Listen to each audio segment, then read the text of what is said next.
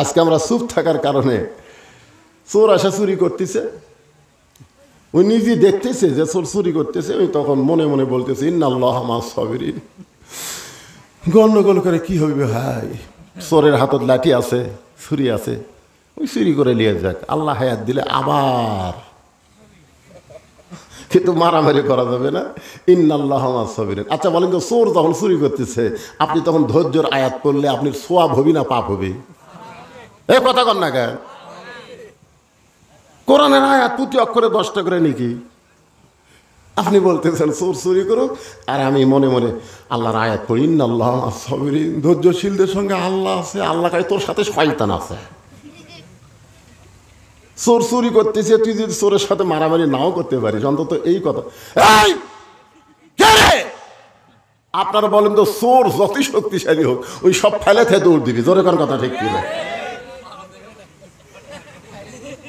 কারণ চোর যেটা করতেছে সেটা হলো অন্যায়, আর আপনি কে রে বলতেছেন এটা হলো ন্যায়, জোরে কোন কথা ঠিক কিনা? আপনারা বলেন তো, অন্যায়ের পাওয়ার বেশি না ন্যায়ের পাওয়ার বেশি? কিন্তু আজকে আমরা বাংলাদেশে চুপ হয়ে গেছি, যার কারণে সব চোরেরা চুরি করে আমাকে দেশের টাকা পয়সা সব বিদেশে নিয়ে যাচ্ছে, জোরে কোন কথা ঠিক কিনা? সবাই চুপ থাকেন। হ্যাঁ, না থাকলে অসুবিধা।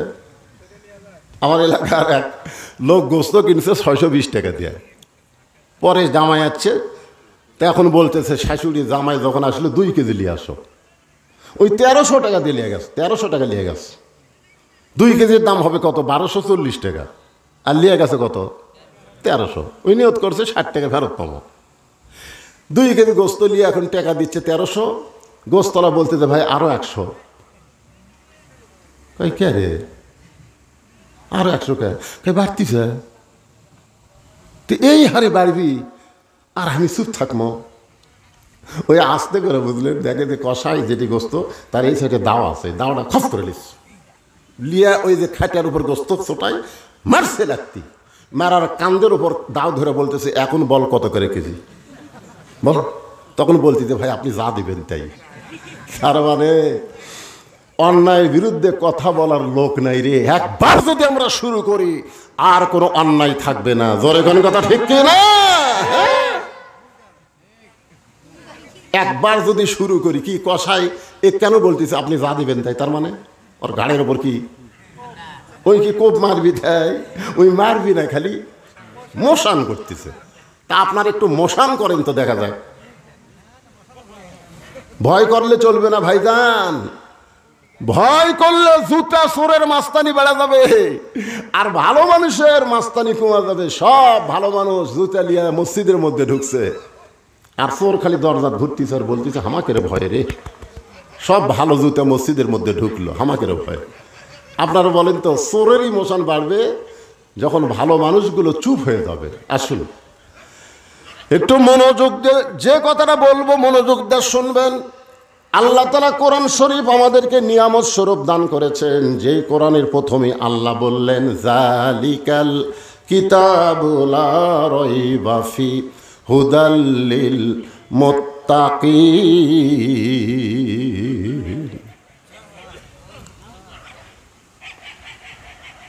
হবে না? আপনার কোরআন শরীফ শুনলে খুশি না? কি বলতেছে আল্লাহ? এই কিতাবের মধ্যে কোনো সন্দেহ নাই, জোরে কোন কি নাই? লা রাইবা ফি মানে ভুল নাই, না সন্দেহ, ভুল তো দূরের কথা। পাইকারি হারে এই কোরআন সবাইকে হেদায়েত দিবে না। আবু জেহেল কোরআন শুনবে কিন্তু কোরআন থেকে হেদায়েত পাবে না, আর ওমর ফারুক কোরআনে যার উপর কোরআন নাজিল হয়েছে তাকে হত্যা করতে এসে আল্লাহর কোরআন শুনে হেদায়েত পাবে। জোরে কোন ঠিক কি না? আপনারা বলেন তো, আবু জেহেল চুপি চুপি কোরআন তেলাওয়াত শুনছে, কিন্তু আবু জেহেলের ভাগ্যে হেদায়েত হলো না। আর যে উমর হযরত উমর আল্লাহ নবীকে হত্যা করার জন্য সে বোনের বাড়িতে কোরআনের তেলাওয়াত শুনে নবীর দরবারে গিয়া ঈমান গ্রহণ করলো, কারণ কি? আজকে আমাদের বাংলাদেশে অনেকে খালি আবু জেহেলের মতন কোরআন শরীফ শুনতেছে, কিন্তু বাস্তবে আল্লাহর কোরআনকে গ্রহণ করতেছে না। বাস্তবে যদি আল্লাহর কোরআনকে গ্রহণ করা হতো, যেই সমস্ত নেতারা আপনাদের কাছে ভোট চায় গেল, আপনারা চিন্তা করতেছেন ভোটটা কাকে দিব। অনেক সময় শয়তান বলবে যে তো টাকা দিবি তাকে ভোট দে, জোরে কোন কথা ঠিক কি না? কিন্তু আল্লাহর কোরআনকে যখন কেউ গ্রহণ করে, এই কোরআনটাকে কেমন নেতা বানায় দেয়। বাংলাদেশের মতন ৯৬টা দেশের নেতা, এই বাংলাদেশের মতন ৯৬টা দেশের নেতা নাম হলো হযরত ওমর। বাংলাদেশের মতন কয় নেতা, কয়টা দেশ? ৯৬টা দেশের নেতা হযরত ওমর। আর এরা তো উপজেলার চেয়ারম্যান হবি, ভাই চেয়ারম্যান হবি, একটা উপজেলা। আমাকে দেশই তো বিশ্ব মানচিত্র, যে গোলাকার একটা মানচিত্র নেয়, ওই মানচিত্র বাংলাদেশ কিন্তু আপনি সহজে খুঁজে পাবেন না। অনেক কুটি রে কুটি রে কুটি, দেখা যায় এত কোনা হয়ে আছে। হায় হায়, সেই দেশের একটা উপজেলার চেয়ারম্যান হবি, তার কে যে মোশান ভাই। আর এমপি হলে তো কথাই নেই। ৯৬টা দেশের নেতা হযরত ওমর জুমার দিনে মসজিদের মেম্বারে খুতবা দিচ্ছেন। এমন সময় মাঝখান থেকে একজন সাহাবী দাঁড়িয়ে বলতেছে, আমিরুল মুমিনিন, আপনার খুতবা আমরা শুনবো না। খুতবা মানে বক্তব্য। ওমর ফারুক বললেন, ভাই আমার খুতবা শুনবা না, আমার দোষ কি? চিন্তা করে দেখেন, একটা এমপি সাহেব যদি বক্তব্য দেয় আর মাঝখানে কেউ যদি কয় এমপি সাহেব আপনার ওয়াজ আমরা শুনবো না, এমপি খেপে যাবে না? কিন্তু হযরত ওমর বলতেছেন, আমার খুতবা শুনবা না, আমার ভাষণ শুনবা না, আমার দোষ কি? বলে, আপনার দোষ হলো আমাদেরকে খাটো পাঞ্জাবি দিয়া আপনি লম্বা জুব্বা পরে খুতবা দিচ্ছেন। আমাদেরকে বাইতুল মাল থেকে খাটো পাঞ্জাবি দিবেন আর আপনি লম্বা জুব্বা পরে খুতবা দিবেন। যতক্ষণ আপনার লম্বা জুব্বার কাহিনী না বলবেন ততক্ষণ আপনার খুতবা আমরা শুনব না। ওমরের চোখ দিয়ে দর দর করে পানি পড়তেছে। ওমর ফারুকের পক্ষে একটা চামচাও নাই যে চামচাই লোকটাকে ধরে বলবে, ভাই আমাদের আমির আমাদের নেতার বিরুদ্ধে কথা বলিস কেন?